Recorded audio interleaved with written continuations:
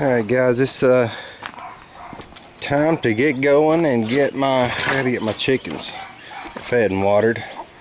Throw them a little grass in there. They love those. I don't know what that is. It's some kind of little clump of grass that's growing in my garden. I've been pulling them up and giving them to these chickens. They love them. Well, you can see where I give it, these old scraps here. They eat them down to nothing. Anyway, I gotta get them some water and some feed. Now they've made a mess again. They're tearing my feeder. They do this. They tear it apart. Well, get these eggs. Looks like we got a new layer. That's I bet that's a brown egg. Really, it's off color. It's kind of like a cream color, but probably it's one of my brown egg layers that's starting to lay. When they're new at laying, they lay really weird eggs. I've had them sometimes without the shell's not even hard. It's kind of like a leathery kind of thing. But yeah. Yep, time to get the chickens fed. What are you doing, girl? This one follows me around. I don't know if she's nervous about me being in here or not, but she's always following me. Alright guys, I got those. I'm going to come back. My chickens lay eggs at funny times. Sometimes they'll lay in the morning, sometimes they'll lay all the way up to like 3 o'clock in the evening. I'll check back on the eggs. I was going to bring them down a little, another treat. Give them some bread. They love bread. I don't give them a whole lot, but when we have a few stale pieces, I'll give them some bread. Alright guys, I've got, go ahead and unhook my battery. I've got to get these leads off this switch and get it replaced. What a pain in the butt. Always every year, I guess you have trouble, you know, getting all your old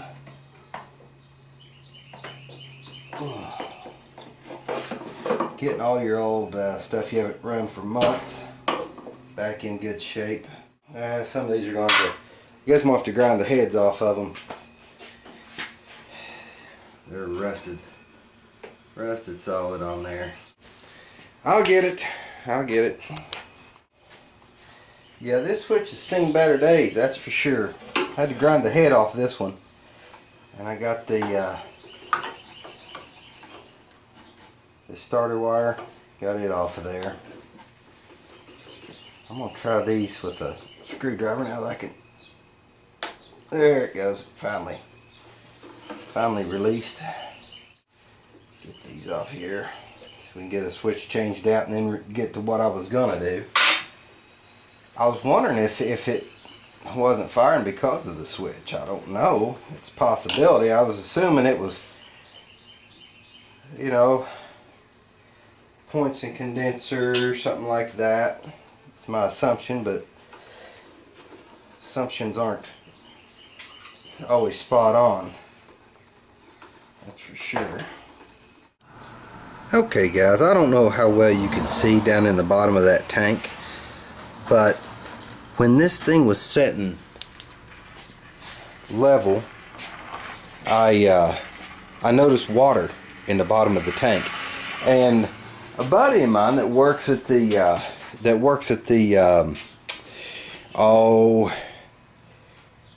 the lawnmower repair shop.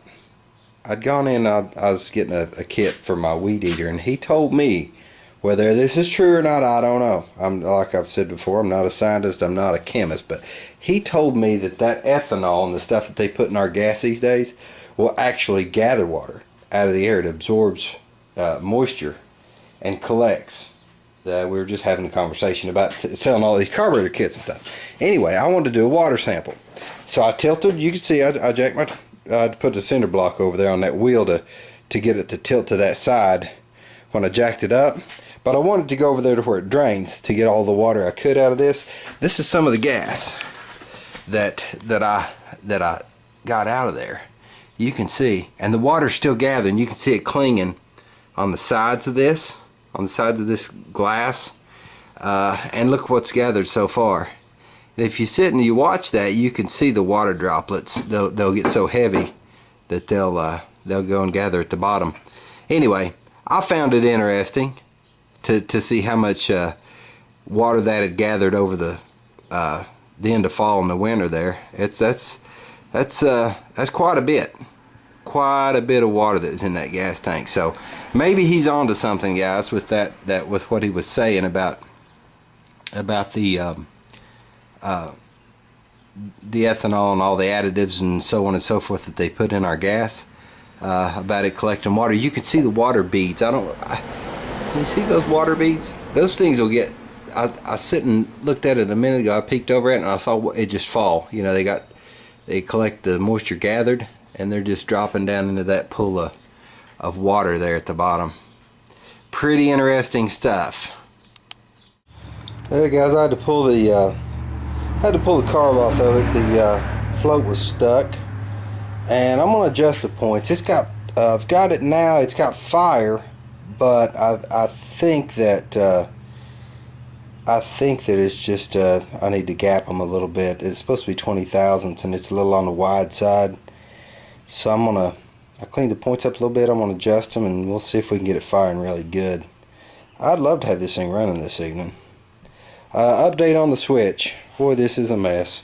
I went and ordered one. They didn't have one in stock, so I took this old universal switch and I'm using it temporarily.